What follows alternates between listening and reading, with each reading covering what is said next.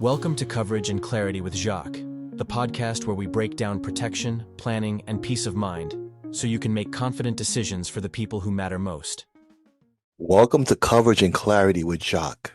I'm your host, Jacques Jean-Baptiste. This is where we slow things down, remove the confusion, and focus on what truly matters, protecting the people you love with confidence and understanding. Here, we talk about preparing, protecting, and building peace of mind for the people who matter most. Now, I spent 28 years in the business, and I've seen two types of families, those who've had to talk and those who didn't. The difference? One group has a peace of mind, and the others left making impossible choices during a time of grief. No, I'm not referring to the talk of the birds and the bees to their children. There's a different type of talk, which we do not think about until it's too late. Now, I know it's awkward. No one wants to imagine a world without their parents. But today, I'm going to give you a step-by-step guide, starting this conversation with love, respect, and zero awkwardness. Now, for a brief moment, imagine the impossible choice. The first family is in a hallway of the hospital, overwhelmed, trying to interpret the medical jargon, guessing what mom and dad would have wanted. Now, the second family is also grieving, but they're grounded. Their decisions are already made. There's no confusion, there's no conflict, just love and support. Now, contract this with the peace of mind family who is grieving with dignity because the path was already lit. Now, because talking about it is not about their death, it's about protecting the people you love by becoming your parents' greatest advocate. What you need to do is normalize the discomfort. Yes, it feels awkward. Yes, it's emotional. And yes, many people avoid it. We're not going to approach this talk with fear. We're going to approach this talk with honor, with dignity, and with clarity. Now, this is where most people get stuck. How do I even begin? Start by addressing the real issue. Parents do not resist this conversation. What they resist is what they think the conversation means. To them, planning can feel like giving up control, like someone's preparing for their absence because they're not ready to depart. So your job is to remove that perception immediately. Why is this awkwardness? Well, parents often feel that losing their independence means that they're no longer needed. When you bring up a plan, they often hear loss of control.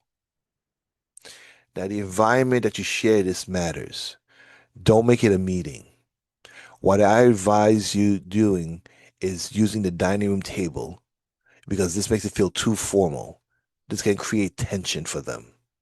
What you want to do is avoid any formal sit downs or the we need to talk energy.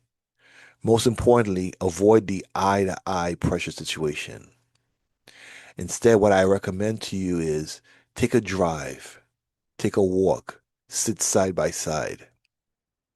Now, what you do when you're doing this is casually bring up within a natural moment, such as a car ride or a walk, where you are not looking eye to eye. Say to your parent, I came across something recently that made me realize I don't actually know what your wishes are. Now, that doesn't sit right with me because I want to make sure I honor you the right way when the time comes. This is powerful because you're not telling them what to do. You're expressing love and responsibility. Explain the psychological shift from their need for a plan that you need for clarity. This removes the pressure from them that puts the burden on your desire to be a good son or a good daughter. Frame it as a need for clarity, not as a need for a plan. The small change can turn a tough conversation into an act of respect. Why does this work? Well, it reduces emotional intensity, it feels natural and not confrontational. Now, here's the psychology behind all this. You're shifting from their obligation to plan to your desire to protect and respect. Now, that small shift changes everything. Now, it's not pressure, it's purpose. Value over asset. What I do is use the honor framework. This is where you set yourself apart from typical conversations. Now, most people jump straight into money, policies, and documents. That is where the resistance builds. You take a different path. Before we talk about numbers, we need to talk about what truly matters. Move past the money talk. Instead, have a quality of life conversation with your parent. Spend 15 minutes on a question that matters, such as, what does a good day look like to you? If you could not speak for yourself, what would you want me to tell the doctors? Is there a specific way you like to be remembered? Here, the core conversation is be meaningful, ask human questions. What does a good day look like for you? If you couldn't speak for yourself, what would you want me to say on your behalf? What brings you the most peace when you think of the future? These questions will open emotional doors, build a connection, and reduce the defensiveness that the parent may have. Encourage the deeper reflection. What moments in your life are you most proud of? What lessons would you want to be passed down? How do you want to be remembered? Now, the conversation becomes not about life ending, but about defining a life well lived. Now, when you focus on their legacy and comfort, the talk stops being about death and starts being about honor. When families start talking, money often makes things uncomfortable. So don't start there. Begin with their values. Use the legacy mapping. Ask about their proudest moments of life and how they like those stories told about them. The question to ask is, what does a good end of life look like to you? Is there a specific way you like to be remembered? By stating the values, you build a value shield. Once you know what they value, the financial decisions, which are the assets, become much easier to discuss because they serve these values. When you understand someone's values, everything else becomes easier. By explaining this clearly, the financial decisions become tools, not emotional landmines. You're no longer talking about money, you're talking about honoring what matters most to them. Now, if you find this advice helpful and would like to inquire more about coverage, call or text the studio at 631-594-8118. Once again, 631-594-8118. Now, let's get back to the practical checklist. Now, with the basics, briefly mention the big three: life insurance and final expense. Go deeper than service level with the parent. Don't just ask if they have it. Ask, where is it? Ask, what type of policy is it? Ask them, where's the policy number? Explain to them. At the time of passings, families don't need more delays. They need liquidity. Go deeper than the surface level. Explain to them what types of policy they have matters when it comes to immediate liquidity. Educate without overwhelming. The will or trust to your parents. Explain that an old will is dangerous will. An outdated will create even more problems than having no will at all. Give them the examples. Remember your new grandchildren, any divorces or remarriages in your life, moving from different states in your life. Remember, life changes and a document should reflect that, which is why your will or trust requires periodic updates. And for me personally, this is why I sit down with all my clients on a yearly review, because every year you need to see what has changed, what has remained the same.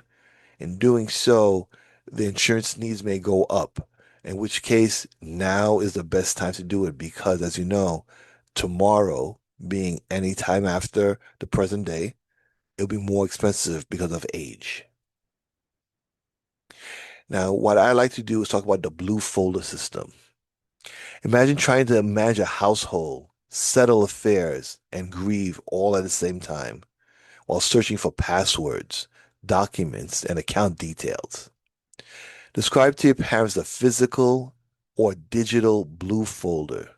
What this includes are utility bill accounts and logins to keep their lights on, social media passwords for digital legacy, the hidden key or safe codes. Do you have a central place for passwords and documents? Any contracts for attorneys, advisors?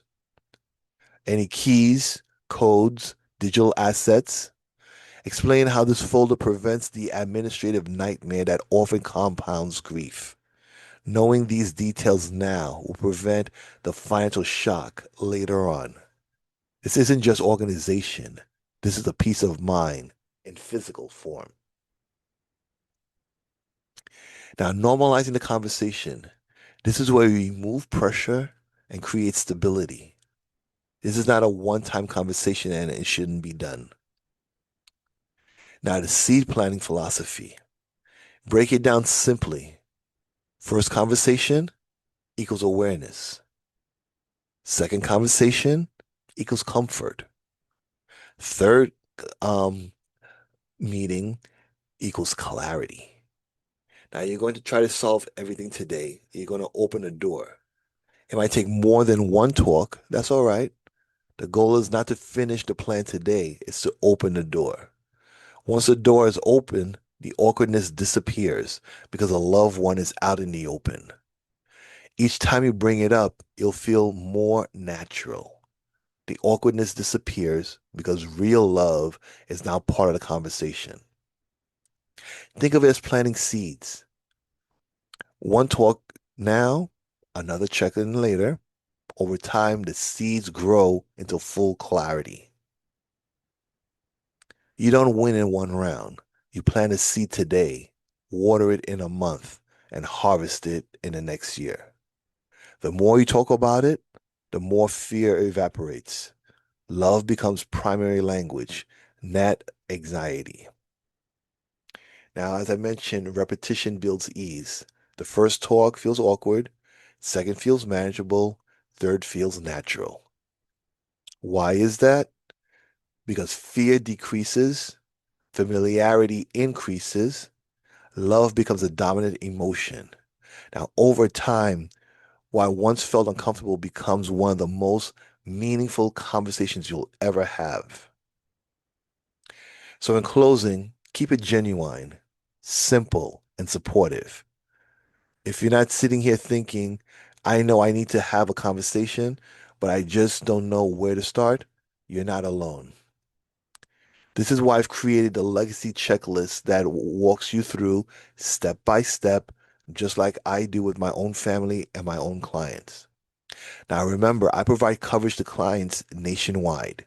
If you're ready to take that advice from your parent, call me at 631 594 8118. That's 631 594 8118. And I'll send you the exact checklist I use with my own family and my clients. Now, this is Coverage and Clarity with Jacques. Let's protect the people we love. Let's make the hard decisions become even easier. Until next time.